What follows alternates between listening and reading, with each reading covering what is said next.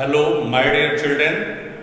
Very good morning. You are most welcome in class 12th accountancy.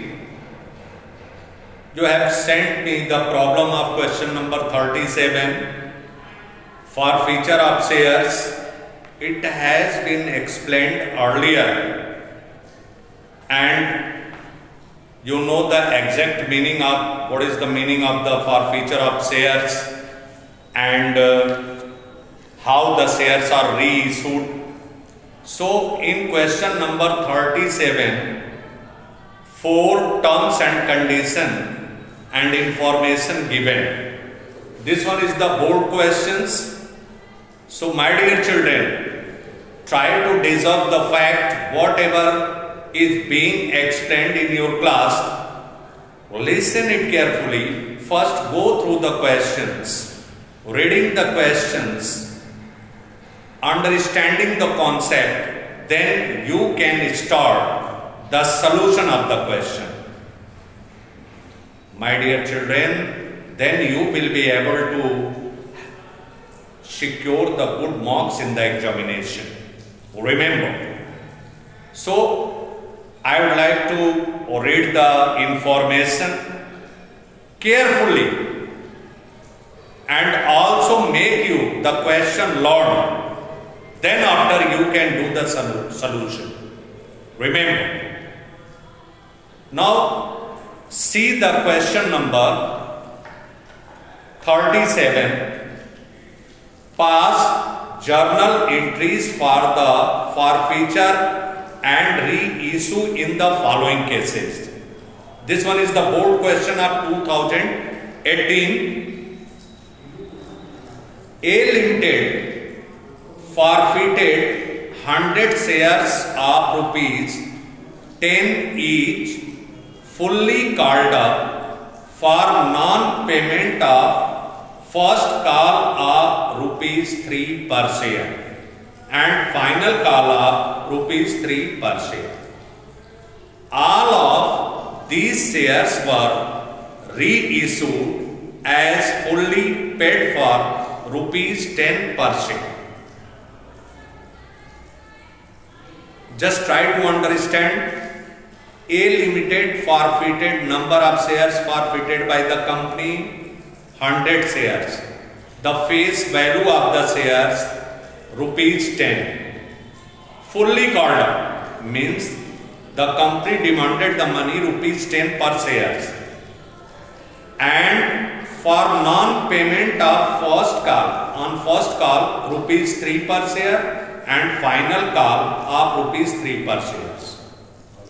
All of these shares were reissued as fully paid for ₹10 per shares.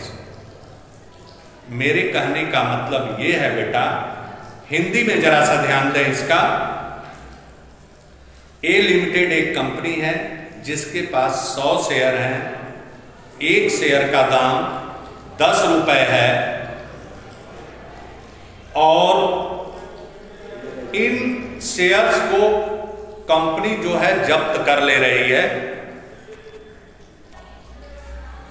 In shares को company जब्त कर ले रही है और क्या terms article of association company act के तहत 2013 के तहत ये दिया गया है आर्टिकल ऑफ एसोसिएशन कि अगर जो कोई शेयर होल्डर पैसा नहीं देता है, किसी भी तरह का पेमेंट रोक देता है, तो उस शेयर को कंपनी जो है जब्त कर सकती है।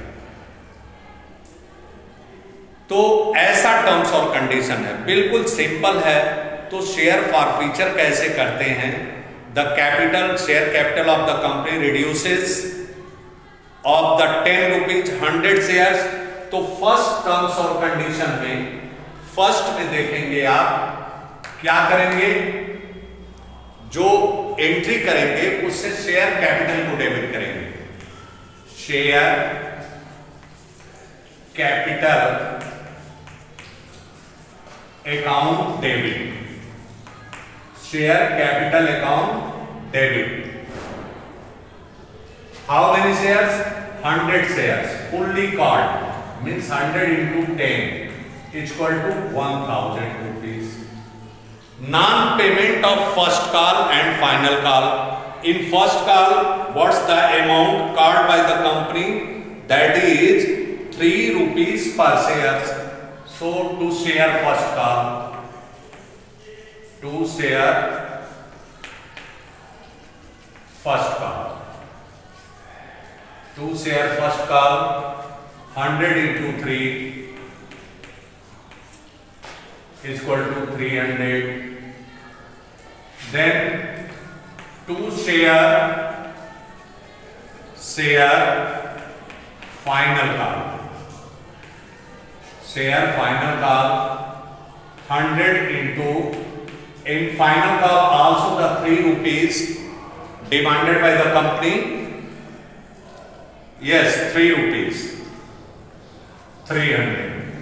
Then the forfeited amount will be the balance 1000 minus 600 is equal to 400. To share forfeiture account, to share forfeiture account, rupees 400. Very simple entry this one. Technical entry, typical entry, you will learn afterward the terms and condition or information given in the question. And then company, all of these shares were reissued as fully paid for rupees 10 per share. So the reissue of just the second entry, bank account debit, bank account debit, 100 into 10 is equal to 1000. To share capital, to share capital, that will be the amount 1000. मतलब पूरा का पूरा share बेटा company issue कर दे रही है और 1000 रुपए शेयर कैपिटल में चला जाएगा आपका।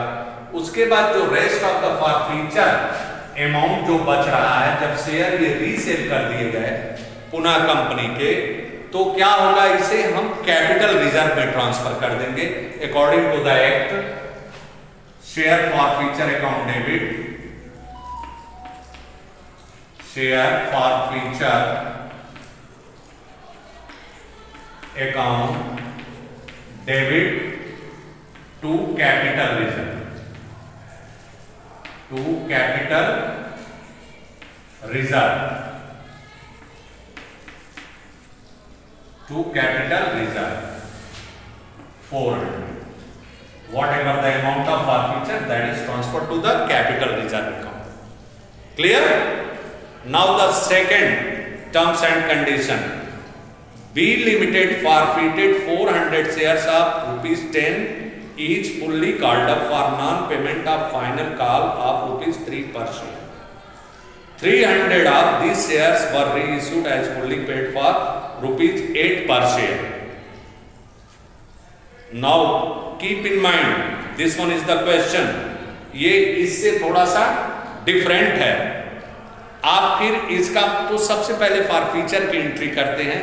Share capital fully called up है तो इसमें आप शेयर कैपिटल रिड्यूस होगा। ये दूसरा टर्म्स एंड कंडीशन है, पहला था। तो आप क्या करेंगे बेटा, share capital account debit, the first entry will be share capital account debit. CPT का क्वेश्चन है, सीए का है, ध्यान देना। इसमें एक छोटा सा पेज है, टर्म्स है। How many shares, number of shares 400 into 10 is equal to 4,000 and then non-payment of final call 3 per share. So to share final call, to share final call 400 into 3 is equal to 1200. Rest of the amount will be the forfeiture amount, to forfeiture account. to forfeiture account. That will be the 2800. Clear? आप देखेंगे यहां पर ये हो जाएगा 2800 रुपए। अब यहां पर देखेंगे इन शेयर्स को री इशू कर रही है, इसमें से 400 शेयर में से केवल 300 शेयर री इशू किए जा रहे हैं, वो भी किस रूप में? Re issued as fully paid for ₹8 per share के हिसाब से, जबकि शेयर का फेस वैल्यू क्या है?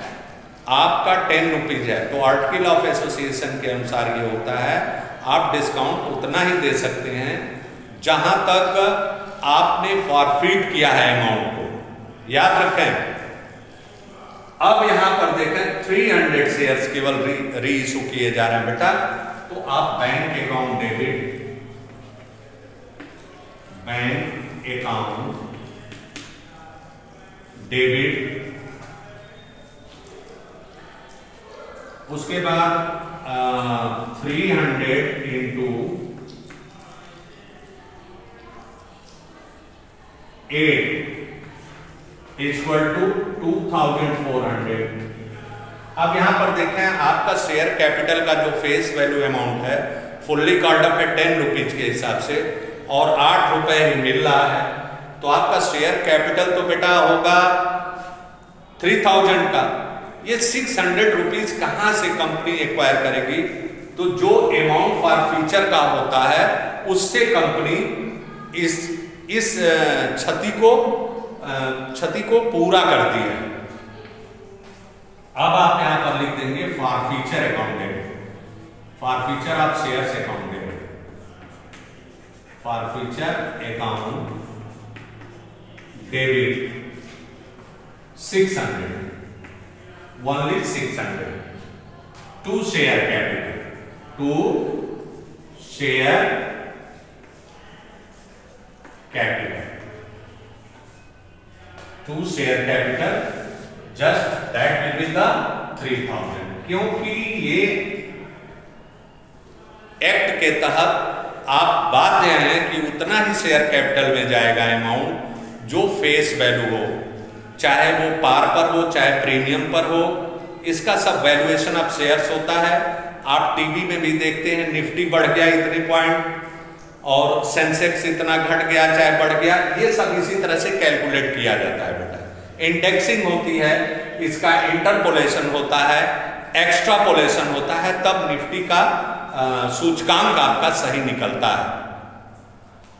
अब आप देखें इन शेयर्स को री इशू किया गया, 400 शेयर्स जब आपने री इशू किया था 400 शेयर्स, तो अमाउंट था आपका 2800। 400 शेयर्स का 2800 आप अमाउंट जब्त करें, छोटा सा वर्किंग नोट है, तो एक शेयर पर कितना अमाउंट होगा? तो 2800 अपॉन 400 मीन्स एक शेयर पर आपका 7 रुपए की जब्ती हुई, तो 300 शेयर का कितना होगा? Into 300 means 2100। अब इसमें से आपने जो ये क्षति जो हुई है आपके रीइशू में रीसेल में 600 आपने निकाल लिया, तो 2100 माइनस 600 इक्वल टू 1500। अब आप क्या करेंगे? जो इन केस ऑफ 1500 ये रुपीज आपका आंसर में दिया हुआ है, ये आपका कैपिटल रिजर्व में ट्रांसफर होगा, तो लिखेंगे share forfeiture account debit to capital reserve account 1500। This one is the second terms and condition. In third terms and condition that is given, C Limited forfeited 700 shares of ₹10 each fully called, on which the holder has paid application money ₹3 and allotment money ₹2 per share. Out of these 300 shares were reissued as fully paid and ₹7 per share. Same इसी तरह का है। इस question में क्या है entry होगी बेटा, आप यही करेंगे शेयर कैपिटल अकाउंट डेबिट, जितना है फुल्ली कॉल्ड अप है ₹10 और कितने शेयर हैं 700, 7000 होगा, यही होगा ना। 7000 on which paid 3 and allotment में ₹5 पे किया है, तो non payment first and final call का ₹5 का है। जो एंट्री आप बनाएंगे वो होगा to share first and final call 700 into 5 3500 और 3500 आपका फॉरफीचर अमाउंट हो जाएगा। क्लियर? आप एंट्री उस तरह से बनाएंगे। अब इन शेयर को क्या हुआ है, आउट ऑफ दिस 300 शेयर्स, मतलब इस 700 शेयर्स में इसका वर्किंग नोट जब निकालेंगे तो ठीक उसी तरह से निकालेंगे जैसा थर्ड का निकाले हैं। कैपिटल रिजर्व का अमाउंट देख लें कितना, 3500 आपने 700 शेयर का किया है। 700 शेयर्स पर 3505 आपका क्या है, फॉरफीचर अमाउंट है, तो एक शेयर पर हो जाएगा आपका अपॉन 700 मीन्स ₹5 और उसके बाद आपका कितना शेयर इस पे रीइश्यू किया गया 300 शेयर, तो 5 into 300 मीन्स जो रिजर्व का अमाउंट है फॉरफीचर अमाउंट वो 1500 है। अब आप जब रीइश्यू कर रहे हैं तो देखें इसमें क्या कहा जा रहा है, 7 पर शेयर के हिसाब से 300 शेयर्स पर रीइश्यू, तो आपको मिल रहा है 2100 रुपए। जैसे एंट्री जब बनाएंगे तो लिखेंगे बैंक अकाउंट डेबिट, थर्ड का देख लें बैंक रीइश्यू का entry, bank account debit 300 into 7, जबकि कंपनी फुल्ली कॉल्ड कर रही है पूरा का पूरा, तो 2100 हुआ और कंपनी को चाहिए 3000 into 10 शेयर कैपिटल में 3000 रुपए चाहिए, तो 900 रुपए जो होगा इस 1500 से एक्वायर किया जाएगा। अब यहां पर लिखेंगे forfeiture account debit, forfeiture account debit, ये हो गया 900 और शेयर कैपिटल में आपका चला जाएगा 3000, ट्रांसफर हो जाएगा टू शेयर कैपिटल। क्लियर? ये देखें फॉरफीचर का एंट्री ऐसे किया जाता है। अब 1500 माइनस 900 600 जो होगा वो आप कैपिटल रिजर्व में ट्रांसफर कर देंगे। आंसर गिवन 600, केस थर्ड में 600 आंसर आया है। 1500 माइनस 900 तो आप लिखेंगे forfeiture account debit, forfeiture account debit to capital reserve. My dear children, capital reserve, the amount will be transferred. Capital reserve amount will be transferred of 1500 minus 900. 900 acquired for the reissue of shares. So 1500 minus 900 is equal to 600. This one is the case third. In case third, this one is the question of board question, my dear. Such questions are asked in board paper and 2 marks in each terms and condition you can secure. Now the fourth condition, you can see whatever the fourth conditions given in the questions, delimited forfeited 1000 shares, 1000 shares of rupees 10 each fully called up, on which the holders has paid only the application money of rupees 3 per share.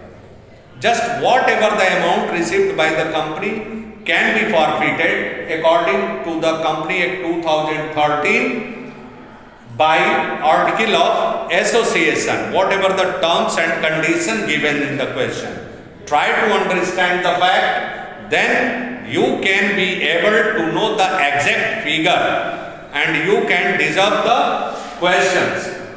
So 1000 shares fully called up means 10,000 for share forfeiture account debit, 10,000 share capital account debit, 10,000 which the holder has paid only for the application money. Out of these 600 shares, then the to call scenario 1000 into 7,000 and to forfeiture account 3,000. Out of these shares, 600 shares were reissued at 1050 per share, means security premium. Here the whole amount will be transferred to the capital reserve account of the 600 shares. 600 shares का जो amount होगा वो capital reserve में transfer कर दिया जाएगा।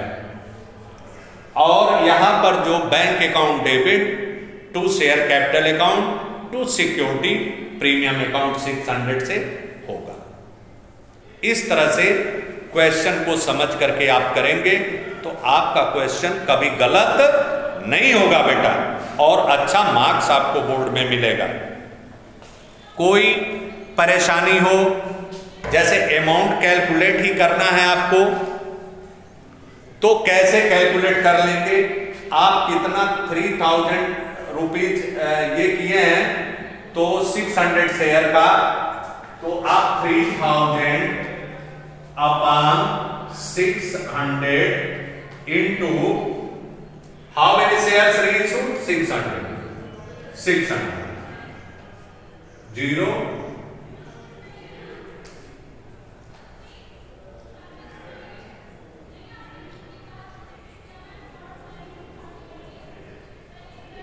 3,000 just the 1800 1200 in case 4 what's the amount will be out of these 600 shares were reissued at 1050 per share fully paid up, तो 600 shares का कितना होगा? 600 1000 शेयर्स है ना,